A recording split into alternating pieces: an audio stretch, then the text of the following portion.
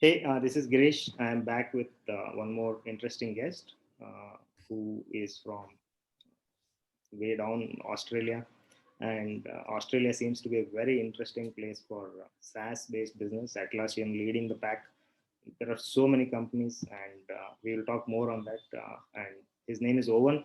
I met Owen on Twitter, and as usual, I try to reach out to them, try to understand what they're doing, and then talk to them and understand more about how they came into this SaaS business, what they do, what they like about it, and what they do.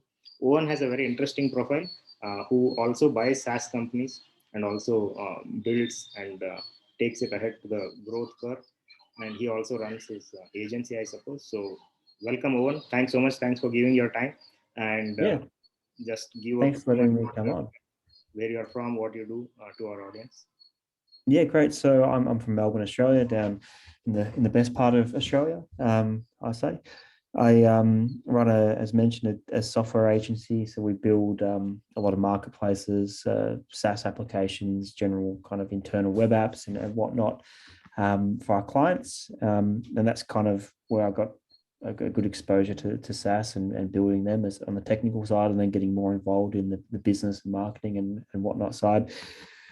And from there, as mentioned, we bought a product, or bought two last year on MicroAcquire, which was on the purchase side. But before that, we actually did launch a small SaaS product and app, and built and sold that a few years before. So that's kind of another on the sell side. So I've been on both sides of buy and sell for SaaS, which is kind of cool.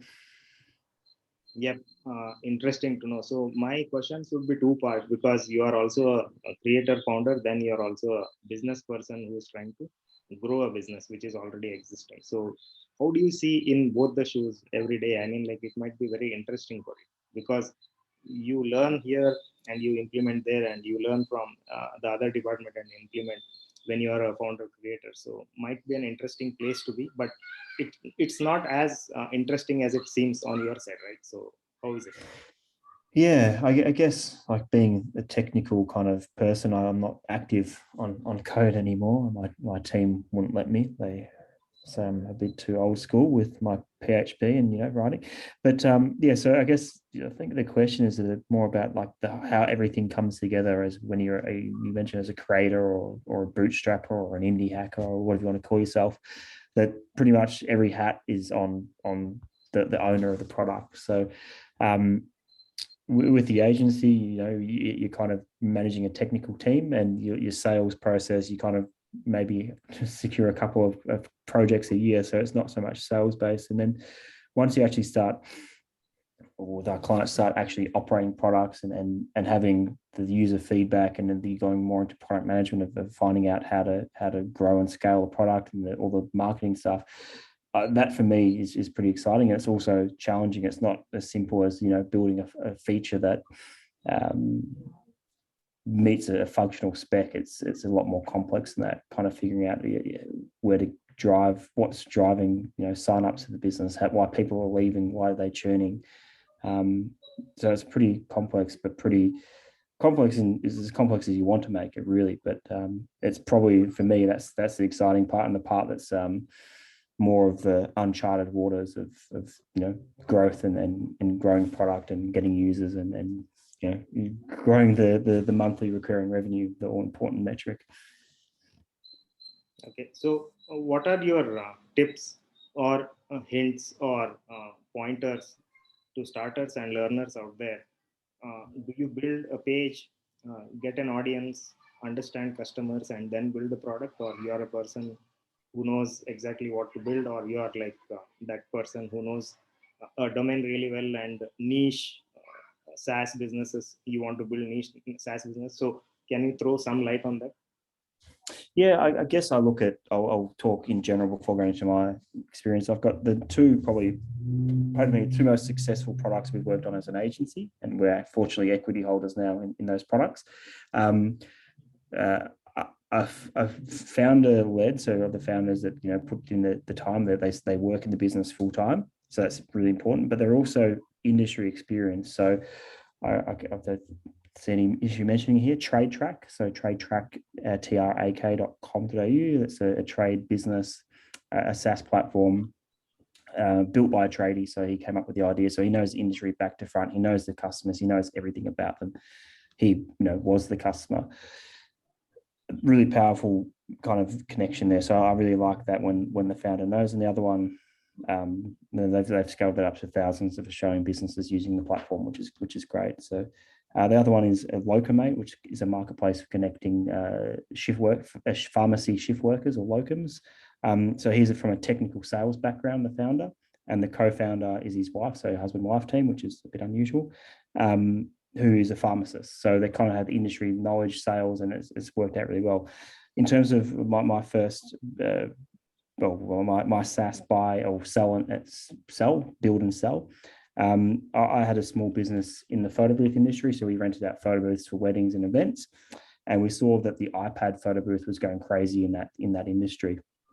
So iPad photo booths rather than the traditional cameras with computers. And I was looking at the offerings, and they were, I guess, really expensive. You're talking $199 per month, which for when I looked at it from my business, we might rent out an iPad booth once a month. So paying $199 for one event a month was just crazy. So that's how we got into that. We kind of had a look and gone, this is actually a bit of an opportunity for a less feature rich, but a lot cheaper product. And we built that out. We exhibited it at a couple of expos, used the Facebook groups that were already in. So kind of knew the expo because we attended as an attendee, and then next year we attended as an exhibitor. So that kind of really helped figure out what the mindset was. So I'm a big fan of kind of industry-backed people. Pretty much every successful product I've been involved in has been industry-backed. So I think that's really important. So what you said is you actually have an audience and you thought about that idea, then built out a small prototype and went and tested it out and then got the feedback. Okay. Yeah, so for our launch, so I guess Trade Track, they built the product for their own business. They had a plumbing company of 25 staff, and they built the product, used it in their business. People saw it, wanted to sign up, and it was kind of a slow growth. Have your first 10 users, 100, 1,000. It was slowly growing. Now people sign up and use it themselves. With our photo booth app, Hula, I didn't particularly have an audience at all in the industry. I kind of knew the industry. I could talk the lingo. I'd been in the Facebook groups. So when we were developing the software, I did a post on one of the groups saying, hey, we think the software is pretty expensive and you're not that good for the price. We're building this one. Here's a couple of screenshots of what it's going to look like, which was just a Figma design. We hadn't actually built it at all. No, so it wasn't Figma, it was Sketch back then. It was before Figma got popular. And away we went and had a sign up page where you could register your interest. And I think from that, a few posts in all the groups, we had 500 people that put down their email as they wanted to be notified when it launched. And so we started doing some interviews with customers, showing them the demo when it was kind of in beta. Well, alpha was really early on, showing them demos. They were getting excited. So kind of kept up that hype. People post some videos on the Facebook groups. And that's how we got our first users. I had still really don't have an audience. I've got a couple hundred Twitter followers, but no real audience as such. And it was more all the hustle, I guess, trying to get people interested and messaging them and getting feedback and just doing the hard work to get those first users. We offered early deals for people. So if they signed up and prepaid, they got pretty sweet deals as well to help with the cash flow. So I think we're offering like a 50% discount for the first year if you paid, at the time before it launched, like it was a couple of months out, so help with the cash flow. And got, get buy-in as well, which is important. Okay. So what are the best strategies on the marketing side which has helped you?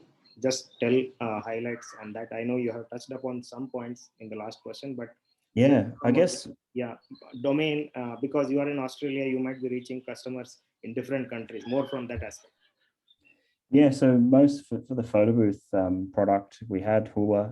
We had not very many Australian customers, mostly US and Europe. So time zone difference makes it difficult. I guess like the time zones can be tricky.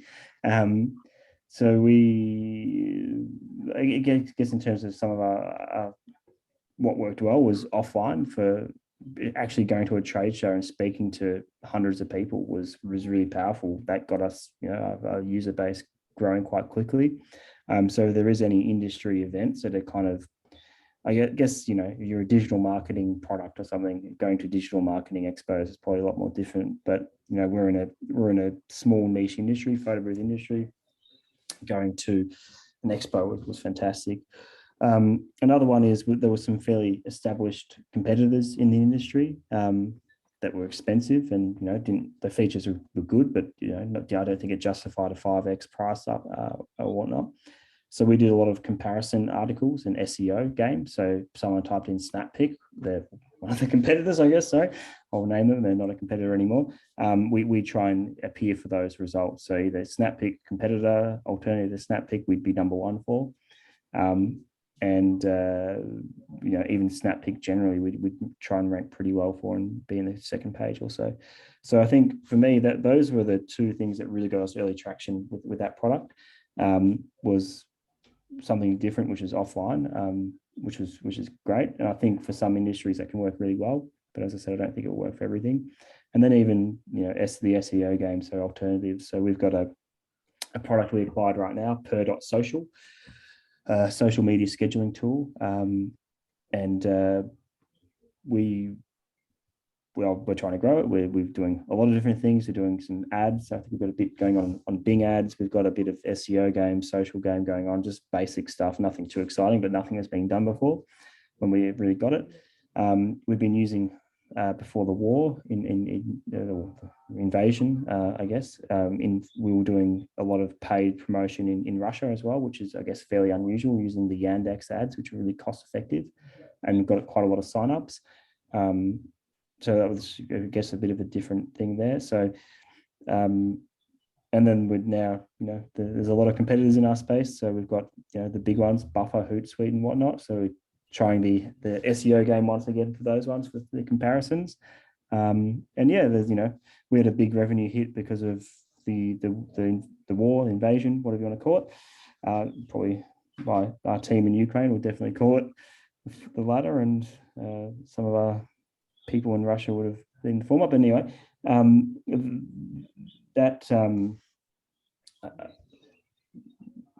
the growth was going well with all those things, but obviously that with the sanctions as well, we've been hit a bit harder there. So now it's all the focus is on the, I guess, the more traditional stuff rather than leveraging some of the more unique stuff, which was our Russian strategy. Interesting. I did not know this. Yeah. Thanks so much for sharing this. Yeah. It's a new one. I haven't actually told, we haven't disclosed much about this. It's going to be interesting how you really take a turn and just look at different ways and reach out to different customer sets also. Cool. So you also are an operator now, like DBV does interesting things. So what are things lined up for there? How much capital are you allocating? What kind of startups do you want to buy out, select? Some audience might hear and they might come to you. So I would be interested. Yeah. So we are capital on a capital raise hunt. It's a little bit of a mixed bag. We're probably looking at using our agency cash flows to acquire debt rather than equity. We're looking at a few $100,000 to $1 million in debt funded by the cash flows of the agency, which will be exciting. Potentially some equity investment as well, but I think that's more of a selective basis. We don't want to get the wrong people on board as well, so it's a tough one. We've got two products in the folio now: paperplane.app and per.social, the one I mentioned before. Both were growing well. We've just done a big update to Paperplane over the weekend and enhanced that a lot. So that will be, hopefully we're going to start getting a lot more growth there. Per was hit, as mentioned, massively. We had the first month of the war, we had a massive hit in terms of revenue, ridiculous. So that's going to be a slower. The day before the war, we were invasion. We had our highest ever. We look at MRR.io, the analytics platform for revenue. We were at our highest ever day. And since we acquired it, I think we're up like 50 or 60% in like 6 months. So it was pretty good growth. And we've lost all those gains because of the situation, which is unfortunate. But now it's back on the growth bandwagon, hopefully. But yeah, in terms of future acquisitions, we're kind of getting back into MicroAcquire after two acquisitions. We've put our foot off the pedal for a little bit just to get them settled in. And now we're kind of established. We're kind of feeling good. We're going to look at, I guess we're looking at probably, depends on how much the bank debt we get through, but we're looking at probably businesses around 5,000 to 10,000 US MRR, ideally B2B, or definitely B2B. I think this time we might try and see if we can get something with a higher ticket price, but per social is a lower price. Most plans around $10 to $20. Paper planes around $25 average customer, so it might be cool to get something a bit higher, and one that can probably have a bit more scalability in revenue models, so such as the per user and feature set pricing. So I guess growth with teams, so expansion revenue by growing teams, and also by having feature gates. So it's a bit more difficult with the other products to have per user pricing, because it doesn't generally make sense. So much of dynamics, right? I mean, like you are doing so many things. Do you use any tool for this, or you are having that Excel sheet as always and just in terms of running the businesses, or following deals? How do you analyze? I mean, like when you take on a company and you're going to buy it, how is your decision making process? Do you really bank on certain tools, or is it like you have your own methods? Because everybody, as we know, have different methods to approach. But yeah, I'm just trying to understand so that I can talk to potential sellers so that they could approach you and talk. Yeah. So technical, we obviously do a bit of technical due diligence, but at the end of the day, if people are paying for the product and the product's working, that's a pretty good technical due diligence. So you're not going to have 100 customers paying you if it doesn't work. But obviously, we do look at the code base a bit. Revenue, so we do study the financials to make sure that it's not been falsified or whatnot. We've heard some horror stories of revenues that had been growing, but they've been growing through family and friends in terms of manipulating a higher acquisition price. So we kind of look at the Stripe or Paddle and try to gauge growth and see if anything looks suspicious. We look at all the customers that are using it. We look at their usage to make sure they're actually using the product. So, for paper plane, it was PDF generation. Other people paying us actually using the product to generate PDFs, and the same with making sure they actually are using it for scheduling and posting on social media networks. Generally, in terms of what makes it interesting for us as an acquisition, we like to look at how it is, the current lay of the land, look at the competitors, look at their current positioning of the product we're looking to buy, what's been done, what's not been done, what are the quick wins. So you look at quick wins on SEO, look at the quick wins on pricing, potentially increasing pricing for future signups. Content marketing, have they got a blog? Are they doing anything with it? So kind of looking at, I like to look at a business that's, if a business came to us with 5,000 in revenue and had a crap website and was really, didn't have much good rankings and still had a good sales funnel of people coming in, that's kind of exciting for me, because we can leverage that and grow it quicker, I'd suggest. Got it. Thanks for sharing that. So having done being a technical person, then a founder, then running an agency, then an operator, how do you really balance it out? I mean, what's your anchor which keeps you going every day? And how do you really take time off, or what's your mantra for that? I guess number one, it's nice to do what you enjoy doing. It makes it, not a chore. Personally, I live 600 meters from our office, so I can walk to work and get in here and work away, and away we go. It's nice to have our space with our team. Well, generally we have a team here. They work from remotely a lot, but it's nice to have people that we can bounce ideas off with. So just enjoying what you do is really good. Balancing the agency versus own products, I guess that's more difficult, but we did appoint a general manager early last year, so that's kind of helped with all the operations there. So I can kind of remove myself a lot from that. Which is important. so yeah, really remove myself from the agency as much as I can, work on a couple of clients that are important, and then just the focus is on the acquisitions and the DBB. So the two products we own now, and going, we need to grow these and really, you know, go well, so we can use this as a proof of concept to either use our own money to buy more or raise a fund and do that, bigger, more acquisitions. I think for me, that the reason why do I like wanting to own the products, I see real value. We do good work and the product grows, and we own that. We get the, you know, the 3 or 4 or 5 times multiple on everything we do. Well, for a client which, you know, pays, it's great. But once they, you know, get to a certain scale, they'll hire their own team, and then we're kind of gone, and we've got to go back to the drawing board, and there's no long-term value. So that's, there is, if you can get small equity stakes and whatnot along the way. But yeah, so it's more about building value in something that we own rather than the agencies. Agencies don't sell for much. While we can grow a product, we don't have to have a, you know, really, I think every agency owner's always had that terrible client that really frustrates them. So obviously with SaaS, you have more customers, less contact with them. It's more a lot of products are more self-onboarded and self-directed. So we don't have to have so much of the whale clients or whatnot. It's more diversified. Pardon me. Yeah, thanks for sharing all this information. I really found it very interesting because you're donning multiple hats, and also even as you are talking, I know like there are so many things running in the background, and I could really sense it. And really, it's interesting. So I would definitely put out a word out there for interesting startups who are willing to sell out on platforms like MicroAcquire, so that they can reach out to potential buyer like you.